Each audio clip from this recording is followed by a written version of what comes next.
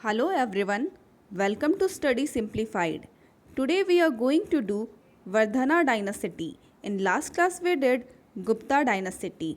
तो जो भी नए स्टूडेंट्स हमारे चैनल से जुड़े हैं मैं उनको बता दूं, हम लोग लूसेंट की सीरीज़ स्टार्ट किए हैं जिसमें हम लोग एंसेंट हिस्ट्री कर रहे हैं और ये हमारा 17वां क्लास है। ओके, तो जिन्होंने भी पहले के वीडियोस नहीं देखे वो जाके ज़रूर देखें।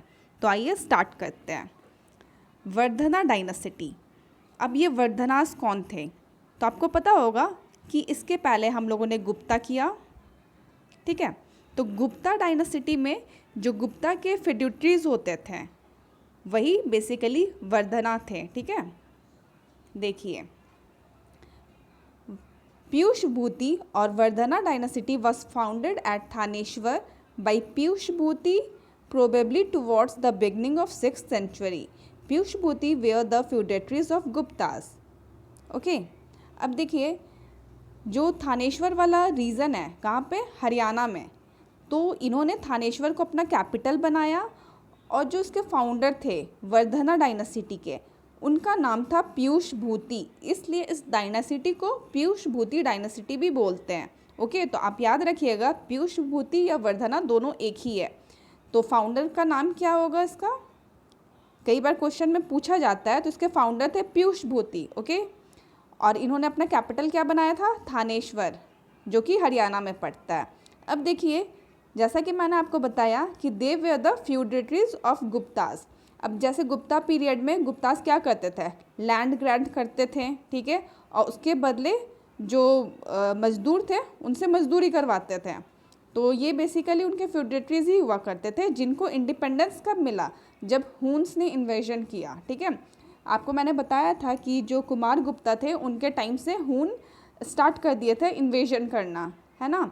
और फाइनली जो स्कंद गुप्ता थे उनके साथ थर्ड टाइम में हुन्स ने जीत लिया, ठीक है, विजय प्राप्त कर लिए। और फाइनली जो गुप्ता डायनासिटी है धीरे धीरे करके उसका एंड हो जाता है, क्योंकि बाद के जो रूलर्स होते हैं उतने स्ट्रांग नहीं होते हैं। तो फाइनली उनका एंड हो जाता है और जो न्यू डायनासिटी स्टार्ट होती है वो वर्धना डायनासिटी स्टार्ट होती है, ठीक है।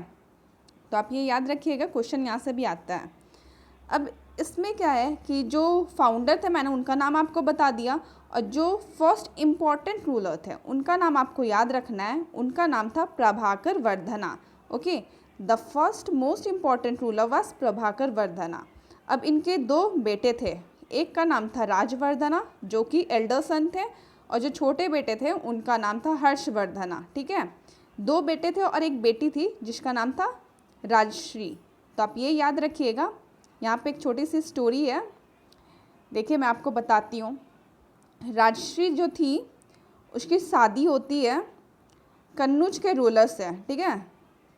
कन्नौज का जो रूलर हुआ करता था उस समय उसका नाम था ग्रहवर्मन। तो उससे राजश्री की शादी होती है। बट जो मालवा का रूलर था, ठीक है, उसका नाम था देवगुप्ता, वो विथ हेल्प ऑफ शशांका जो कि उस समय गोंद जो कि वेस्टर्न बंगाल में पड़ता है उसके रूलर थे, उनके साथ मिल के राजश्री के जो हस्बैंड होते हैं ग्रहवर्मन उनका मर्डर कर देते हैं, ठीक है। देखिए, was murdered by Devagupta who was the ruler of Malwa in alliance with Shashanka who was ruler of North Western Bengal, ठीक है। क्यों? टू ऑक्यूपाई कन्नौज, ठीक है। ये समझ में आया आपको? राजश्री के जो हस्बैंड होते हैं ग्रहवर्मन वो कन्नौज के रूलर होते हैं, इसीलिए देवगुप्ता और शशांक उनका मर्डर कर देते हैं टू ऑक्यूपाई कन्नौज, ठीक है। अब उन्होंने कन्नौज को तो ऑक्यूपाई कर लिया, साथ में जयश्री को जो राजश्री थी उसको उन्होंने बंधक बना लिया, ओके।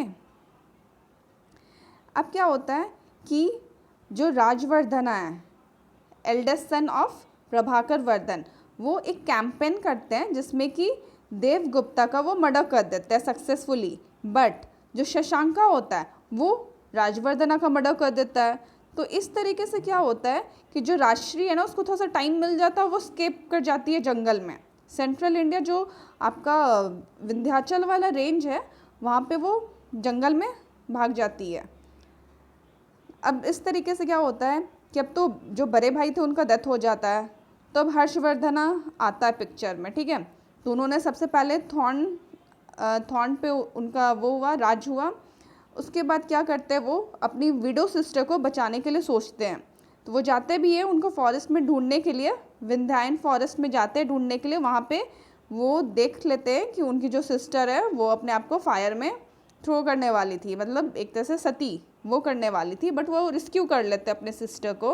एंड फिर जो शशांका है जिसने कि मर्डर कर दिया था राजवर्धना का, उसको वो पकड़ते हैं और कन्नौज से बाहर निकालते हैं और उसको मार देते हैं, ठीक है। तो इस तरीके से कन्नौज को उन्होंने अपने अंदर कर लिया और थानेश्वर से कैपिटल शिफ्ट कर लिया कन्नौज। तो आप याद रखिएगा, ये स्टोरी आपको इंटरेस्टिंग लगी होगी, आई होप सो। तो आप याद रखिएगा कि जो वर्धना डायनेसिटी है उसका जो कैपिटल था वो थानेश्वर था, okay. But the ruler to make Kannauj the capital, तो वो कौन था, तो वो हर्षवर्धना होगा, ठीक है। तो ये एग्ज़ाम में कई बार पूछा जाता है, तो आप याद रखिएगा। तो अब हर्षवर्धना से कुछ इम्पॉर्टेंट बातें देख लेते हैं जो कि एग्ज़ाम पॉइंट ऑफ व्यू से इम्पॉर्टेंट है। तो देखिए, हर्षवर्धना को शीलादित्य भी बोला जाता है, ठीक है। ये कई बार एग्ज़ाम में पूछा गया है कि which ruler is also known as Shiladitya, ठीक है। तो आप ये याद रखिएगा।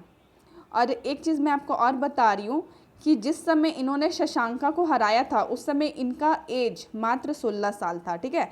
एट एज ऑफ 16 ही defeated Shashanka and ruled for over 40 years. 40 साल तक इन्होंने रूल किया था, ठीक है। मगर एक बात है कि इन्होंने साउथ में एक्सपैंड नहीं किया था, एक्सपैंड नहीं कर पाए थे एक्चुअली, तो वो मैं आपको आगे बताऊंगी, ठीक है।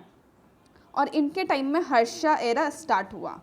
अब देखिए, मैंने आपको बताया था कि कुछ एराज आएंगे, वो आपको लर्न करना है। तो इनके टाइम में हर्षा एरा स्टार्ट हुआ जिसका टाइम पीरियड था 606 AD।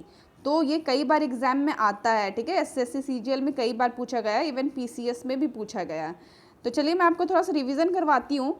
मैंने जो पहले आपको पढ़ाया था, कुछ एराज बताए थे, तो उसको रिवाइज करते हैं। सबसे पहले शाका के टाइम में हम लोगों ने पढ़ा था विक्रम संवत, ओके। तो उसका टाइम पीरियड क्या था, 58 BC, ठीक है। नेक्स्ट हम लोगों ने पढ़ा था शाका एरा, ये किसके टाइम में था, कुशानास के टाइम में, और इसका टाइम पीरियड क्या था, 78 AD, ठीक है। फिर थर्ड वाला हम लोगों ने पढ़ा गुप्ता एरा, ये तो आपको याद होगा। गुप्ता एरा का टाइम पीरियड क्या था, 319-20 AD, ओके। और ये अभी हम लोग पढ़ रहे हैं हर्षा एरा जिसका टाइम पीरियड है 606 AD। ये मैच द कॉलम में अक्सर आता है, इम्पॉर्टेंट है, तो आप इसको अच्छे से पढ़िएगा, ठीक है।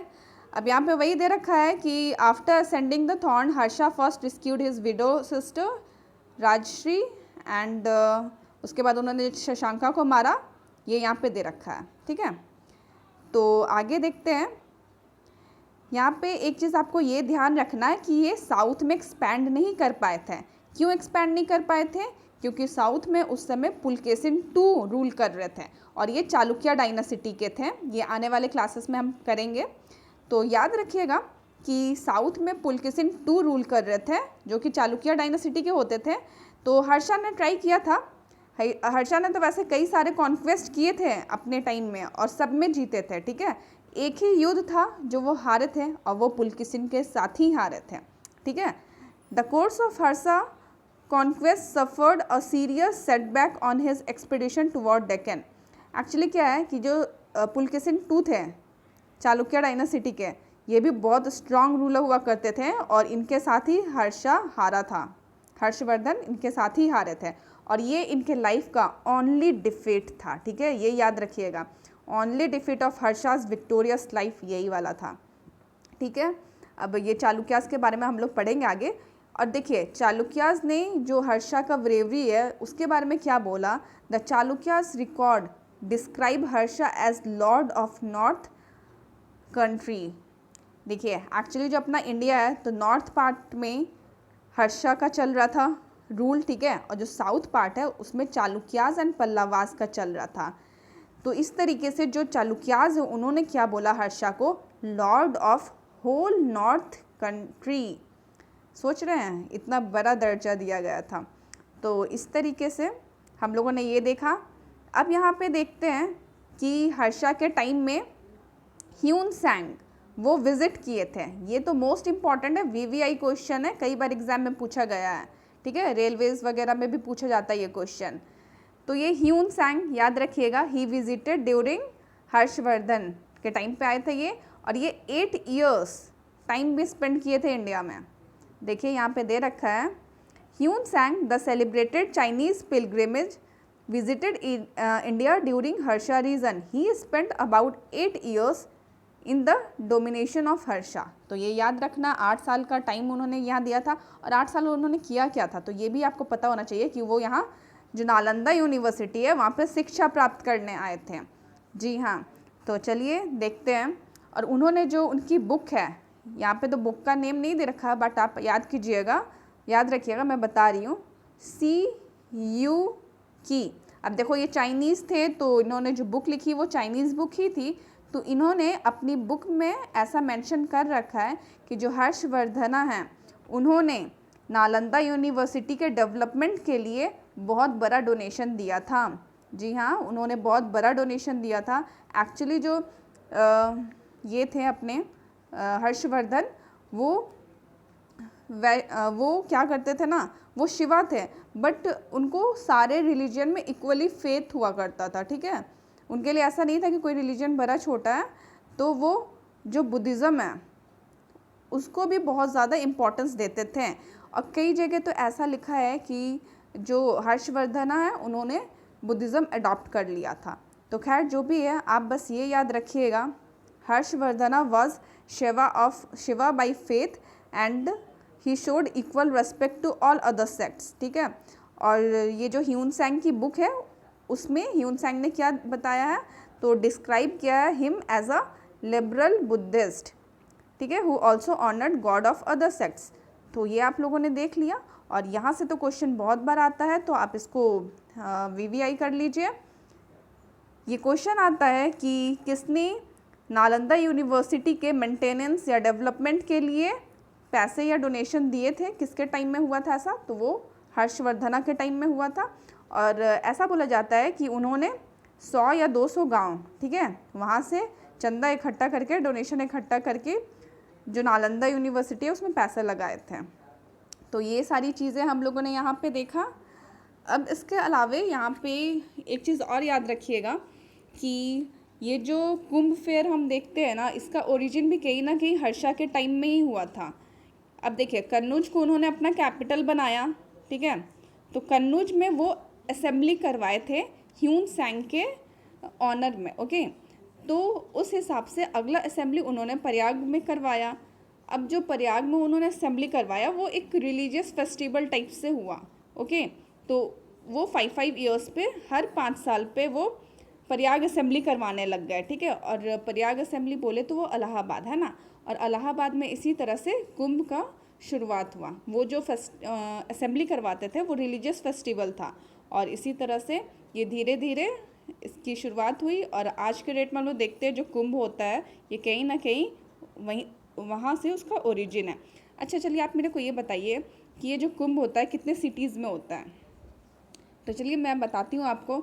एक तो प्रयाग में होता है, प्रयाग मीन्स इलाहाबाद, ठीक है, दूसरा उज्जैन में, third Nashik, and fourth Haridwar, ठीक है। तो याद रखिएगा, तो इन चारों जगह कुंभ का मेला लगता है, और इसका ओरिजिन कहीं ना कहीं हर्षा के टाइम से ही आया है, क्योंकि हर्षा ने पहला प्रयाग असेंबली लगाया था, ठीक है, जो कि एक रिलीजियस फेस्टिवल उन्होंने मनाया था, और ये हर 5 साल पे मनाते थे, ठीक है।